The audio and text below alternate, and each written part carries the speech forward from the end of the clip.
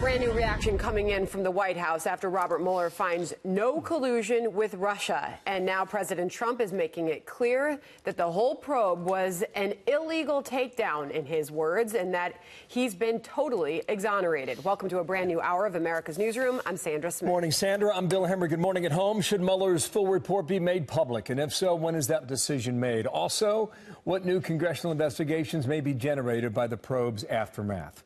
Some questions going forward. Sarah Sanders talked to us last hour and said the following here in our program.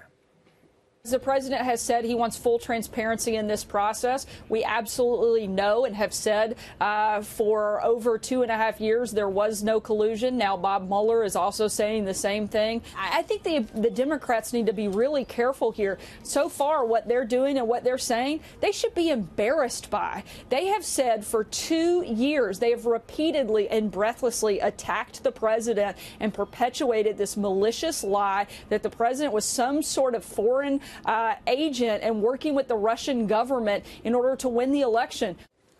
Let's bring in former Assistant U.S. Attorney, Fox News contributor Andy McCarthy with us now. Andy, good morning to you. I think it's the first time we've had the opportunity to speak with you since the news of yesterday. What do you think?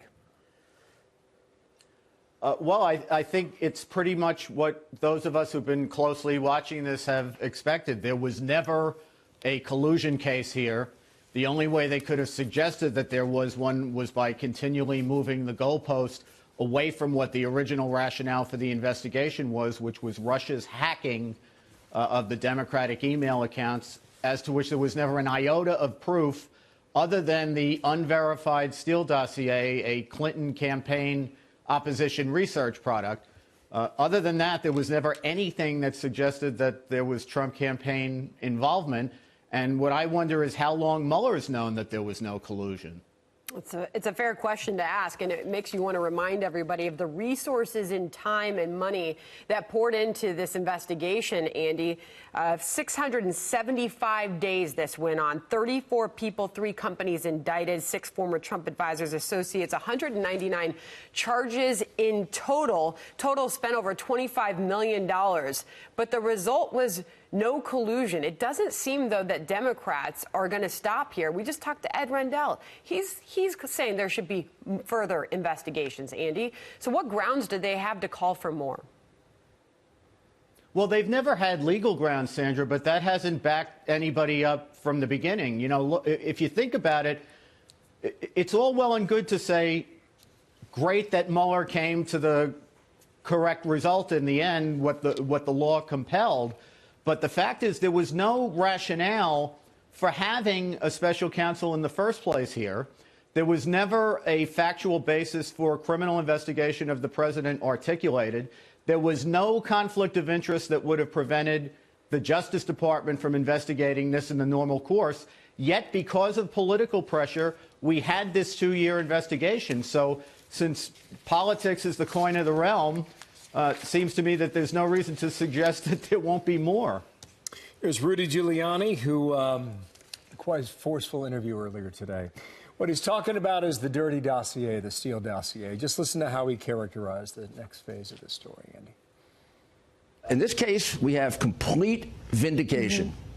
And the reality is, the question now is, if there was no evidence of collusion, 3 investigations, no evidence of collusion, who made it up? This had to come from somewhere. Right.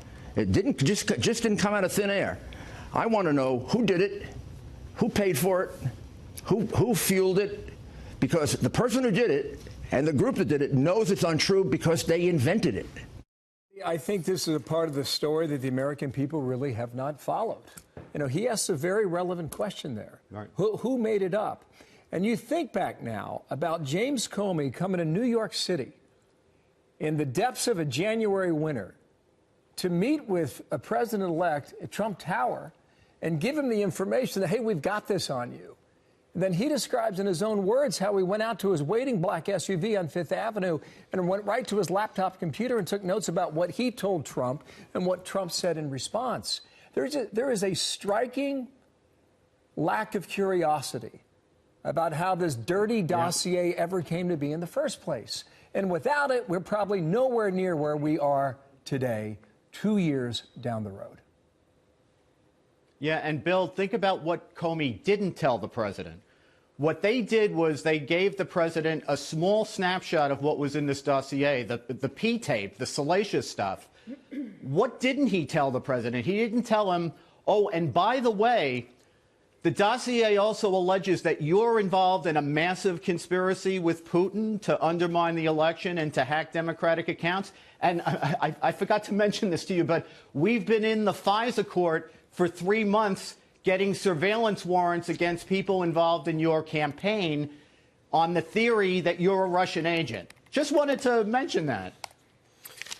I don't, you know, that's not the conversation that they had in January. And what to me is amazing is that they continued even after Trump was in office, January, April, June, to go back to the FISA court on the basis of this same information. And if you think about it, Mueller scrubbed this information very carefully in deciding that there was no collusion. Why didn't the FBI and the Justice Department try to verify it and corroborate it? And when they couldn't verify it, why didn't they refrain from going to the FISA court in the first place? All relevant questions, yes. And perhaps the IG report is going to come out, and May or June will answer a lot of that. But that appears to be the next leg in the story as we try to get to with Sarah Sanders last hour. Andy, thank you for your time. Andy McCarthy with us today. Thanks, Andy. Andy. Thank you.